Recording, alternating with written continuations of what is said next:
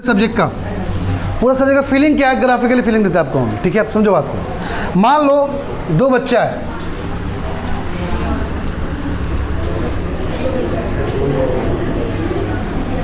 ठीक है।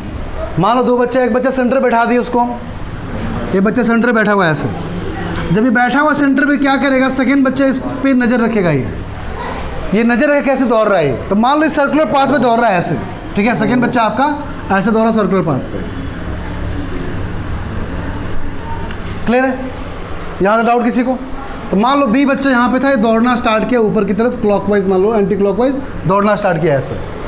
अब मान लो बी से ये ए बी, इसको नंबरिंग कर लेते हैं। यहाँ पे हम इसको क्या बोल रहे हैं, चलो इसको ओ बोल लेते हैं, ओ, ठीक है। ये ए, ये बी, ये सी और ये कोई दिक्कत है यहाँ पे? अगर सर्कुलर पाथ है, इसका मतलब रेडियस होना चाहिए इसका। तो इसका रेडियस कितना बोल रहे, आर। ये भी कितना होगा, ये भी कितना होगा, ये भी कितना होगा। अगर ऊपर की तरफ क्या इसको प्लस आर बोल लें और नीचे रहेगा तो अब मान लो इसका आर 1 है, कितना आर इसका, रेडियस 1 मीटर का सर्कल है मान लो, तो कितना हो गया ये प्लस आर, तो ये वैल्यू कितना हो गया प्लस, और ये कितना हो जाएगा। क्या लॉजिक क्लियर है? ये बात समझ गए आप लोग कि +1 -1 कैसे आया? यहाँ तक किसी बच्चे को डाउट है? अच्छा, फिल करना इस चीज़ को जो बोलने जा रहे हैं बस। अगर ये बच्चा ओ ए को देख रहा है, सामने ऐसे देख रहा है, तो एंगल कितना बना रहा है, कितना, 0 डिग्री। एंगल 90 तब बनेगा ना जब बच्चा यहाँ से ऊपर मूव किया ऐसे, ये कुछ ऐसा है छोटा। एंगल कितना है दोनों बीच में, अब कितना है, अब नहीं हो पाएगा।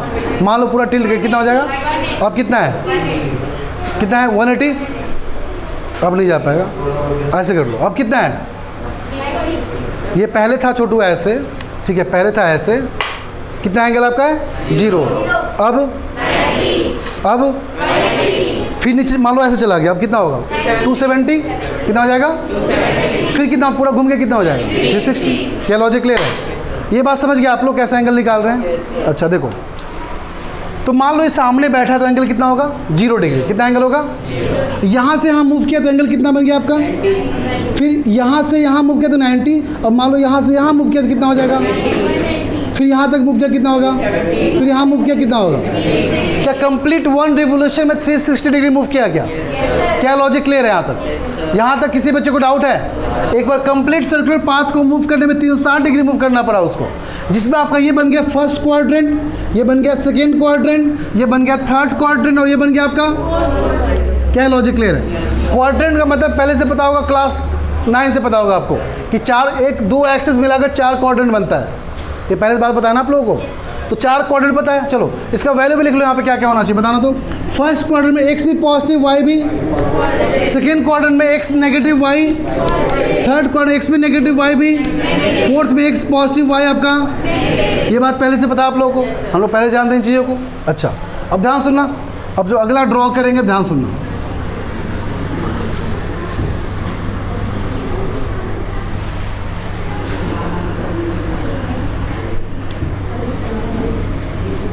ठीक है, ध्यान सुनो।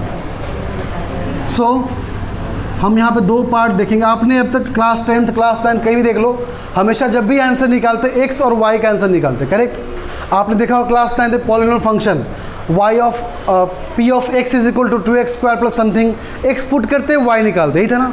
अगर मान लो y equal to 2x + 3 equation है, 2x + 3 है, तो क्या पुट, x के बाद 0 पुट करो, x यहाँ पे 0 पुट करो, y कितना आ गया 3 आया कि नहीं आया। तो x के 0 के लिए y का आंसर कितना आ रहा है, बात समझ रहे हो। तो हम वैल्यू पुट करेंगे x के लिए, और जो आंसर आएगा किसके लिए, तो y क्या बताएगा हमेशा आपका आंसर, y क्या बताएगा आपका आंसर, x क्या बताएगा हमेशा, वैल्यू पुट करने का तरीका। आप पुट करोगे x में, आंसर बताएगा y में। अब यहाँ पे जो है आपका ये पोर्शन जो बढ़ रहा है आपका, ये क्या बढ़ रहा है हमेशा। अगर मान लो ऐसे गया कितना एंगल, अब 450, अब 540, 630, 720, 810 चलता रहेगा ना। क्या एंगल बढ़ रहा है कि नहीं बढ़ रहा है, एक क्वांटिटी बढ़ रहा है कि नहीं बढ़ रहा है। जब एंगल का मतलब x बढ़ना, क्या बढ़ना, और जो आंसर मिलेगा क्या मिलेगा, y के लिए मिलेगा। तो बताओ आंसर y का कहाँ से कहाँ तक लाई कर रहा है। देखो तो मैक्सिमम वैल्यू कितना है y के लिए, मिनिमम कितना है, मतलब हमारा आंसर +1 से लेकर -1 तक।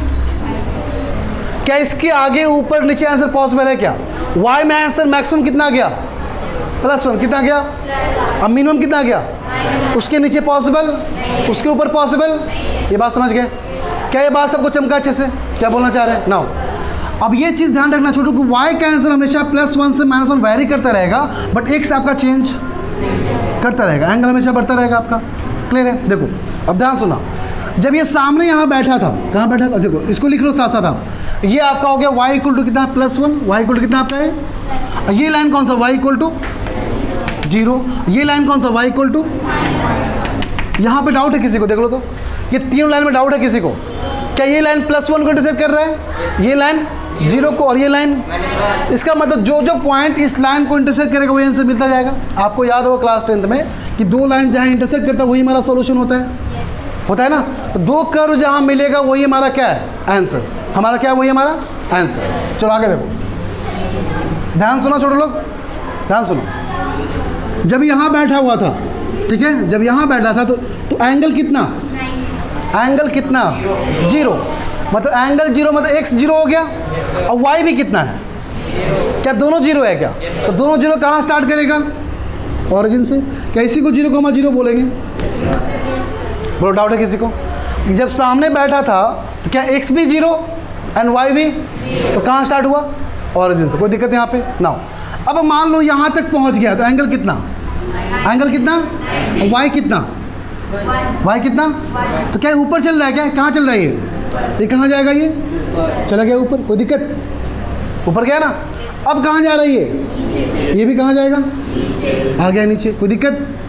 अब फिर से कहाँ जा रहा है, अब फिर से कहाँ जाएगा, अब कहाँ जा रहा है, चेक करो तुम, अब कहाँ जा रहा है, अब ये कहाँ जाएगा, बोलो कोई दिक्कत यहाँ तक? क्या यही आपका पूरा एक बार कंप्लीट इसका रिवोल्यूशन था, पूरा एक बार चक्कर काट लिया क्या? ऐसा बोल सकते पूरा मिलाकर 360 डिग्री है, कि पूरा मिलाकर 360 डिग्री है कि नहीं है? क्या लॉजिक क्लियर है? इसका मन किया एक बार और घूमने का मन किया, एक बार और घूमने का मन करेगा, फिर से ऐसे जाएगा, फिर से कहाँ जाएगा आपका ये, फिर कहाँ जाएगा, फिर कहाँ जाएगा, फिर कहाँ जाएगा? ये कितनी बार घूम लिया, ये कितनी बार घूम लिया आपका? क्या लॉजिक क्लियर है? आप चाहो तो इसको कितनी बार घुमा सकते हो ऐसे करके, इन्फिनाइट टाइम, कितनी बार? इसका मतलब x में कितना वैल्यू चेंज करेगा, इन्फिनाइट टाइम तक, बट y वैल्यू कहाँ से कहाँ तक है, -1 से लेकर +1 तक। क्लियर है ना? बट x वैल्यू हमेशा इसका वैरी करता रहेगा। क्या लॉजिक क्लियर है? अब सुनो अच्छे से, आपको जो पढ़ना है 10th क्लास में, कहाँ से कहाँ पढ़ना है, सुनना। आपको पढ़ना है कि बच्चा यहाँ से यहाँ तक ही मूव किया, उसके आगे मूव, मतलब आपको 0 से 90 तक ही पढ़ना है। कहाँ से कहाँ पढ़ना है, 0 से 90।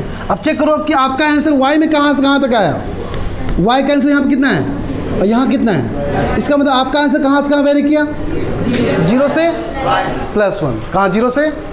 क्या लॉजिक क्लियर है? ये बात समझ गए आप लोग?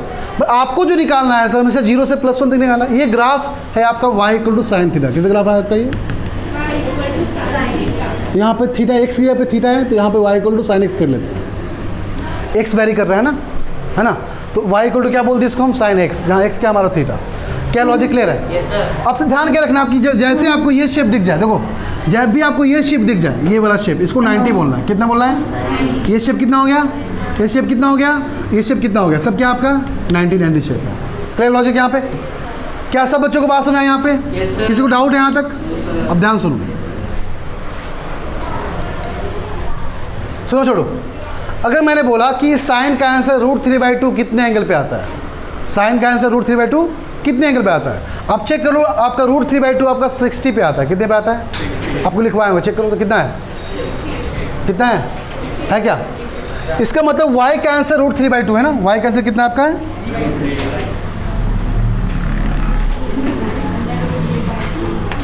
y = √3/2, यही ना। अब देखो ये जहाँ लाइन को इंटरसेक्ट किया होगा वो हमारा एंगल हो जाएगा। चेक करो, तो पहला एंगल कहाँ से 0 से 90 के बीच में कहाँ पे आया, 60 पे आया। कहाँ पे आया? तो y = 60 डिग्री पे आंसर कितना मिल रहा है, √3/। क्या लॉजिक क्लियर है? जब 60 पे पहुंचे आंसर कितना मिला? अगर छोटे पूरा कितना है, 90 है क्या? पूरा कितना है, कितना चल चुके हैं, कितना बचा? अगर ये 30 तो ये भी कितना, तो देखो चेक करो, ये 30 तो ये भी, तो 60 + 30 कितना हो गया, 90 + 30 कितना हो गया? क्या 120 डिग्री है कि नहीं है ये? तो जो आंसर 60 पे, क्या वही आंसर 120 पे है? बोलो कोई दिक्कत? जो आंसर √3/2 60 डिग्री में मिल रहा है, क्या वही आंसर आपको 120 डिग्री मिल रहा है क्या? कैसा बोल सकते हैं sine 60 degree √3/2 and sine 120 degree भी कितना? क्या लॉजिक क्लियर है? क्या बात सबको समझ आई कि √3/2 क्यों आया? ना से में चेक करो फिर से कहाँ पर इंटरसेक्ट किया, यहाँ पे किया कि नहीं किया? तो यहाँ पे तो कब किया? पूरा 360 घूमने के बाद कितना? फिर से ये वाला एंगल कितना था? 60। 360 + 60 हुआ कि नहीं हुआ? कितना हो गया? 420। क्या एंगल 420 है क्या? फिर कितना मूव किया? 30 और 30, कितना हो गया? 480। क्या मिल रहा है आपको आंसर? मतलब जो भी आंसर आपको मिल रहा है हमेशा 60 डिग्री के इंटरवल मिल रहा है कि नहीं मिल रहा है? क्या लॉजिक क्लियर है? ये बात समझे कि नहीं समझे आप लोग? क्या किसी को डाउट है? आपको जिसका भी आंसर निकालना हो बस एक लाइन ड्रॉ करो और चेक करो कितनी बार आपको इंटरसेक्ट कर रहा है। बट फर्स्ट वाला एंगल मतलब 0 से 90 वाला आपको पता होना चाहिए। 0 से 90 वाला पता हो गया, बस एक लाइन ड्रॉ करो, चेक करो कहाँ कहाँ इंटरसेक्ट कर रहा है। अगर मान लो 30 की बात करें तो 1/2 साइन का आंसर कब होता है? 30 डिग्री में। कितना होता है? तो एक काम करो 30 डिग्री में लाइन ड्रॉ करो, ये 30 डिग्री।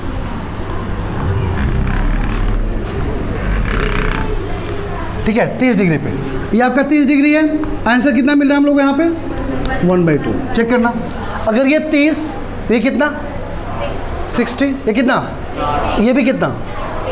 तो पूरा कितना हो गया? 30 + 60 90 और 90 + 60 150। जो आंसर 30 में मिलेगा वही आंसर 100। क्या लॉजिक क्लियर है? आप ऐसे निकाल सकते हो डायरेक्टली आंसर। ठीक है, इससे आपको अच्छा अब ये बताओ क्या साइन का आंसर 1 से आगे पॉसिबल है कभी भी? क्या -1 से नीचे कहीं पॉसिबल है? क्या ये फिक्स होगा कि हमेशा? देखो चेक करो, क्या वैल्यू बढ़ रहा है घट रहा है? देखो तो देखो 0 से 1 बढ़ा घटा, और यहाँ पे फिर तो बढ़ने को बोलेंगे इंक्रीजिंग, घटने को बोलेंगे डिक्रीजिंग। आप बताते जाना। क्या 0 से 90 फर्स्ट क्वाड्रेंट? 0 से 90 कौन सा क्वाड्रेंट? तो फर्स्ट क्वाड्रेंट इंक्रीजिंग की decreasing? Second quadrant, third quadrant, fourth quadrant, फिर से first quadrant, second quadrant, third quadrant, fourth quadrant. इसका मतलब साइन क्या इंक्रीजिंग फंक्शन है? साइन इंक्रीजिंग है डिक्रीजिंग है? कुछ नहीं है, इंक्रीज भी कर रहा है प्लस, तो पता नहीं चल पाएगा यहाँ पे इंक्रीजिंग। हाँ, अगर बोल देंगे आपको बताओ कि साइन का आंसर थर्ड क्वाड्रेंट में कैसा है, इंक्रीजिंग डिक्रीजिंग? बताओ डिक्रीजिंग। बोलेंगे फोर्थ में कैसा है, तो वहाँ पे क्वाड्रेंट को वहाँ पे मेंशन करना पड़ेगा, इस क्वाड्रेंट में साइन का आंसर कैसा है। ऐसे बता नहीं पाओगे इंक्रीजिंग है कि डिक्रीजिंग है। क्या लॉजिक क्लियर है? यहाँ तक आप लोग समझ गए? किसी बच्चे को डाउट यहाँ तक? तो ये आपका ग्राफ था साइन का। ठीक है।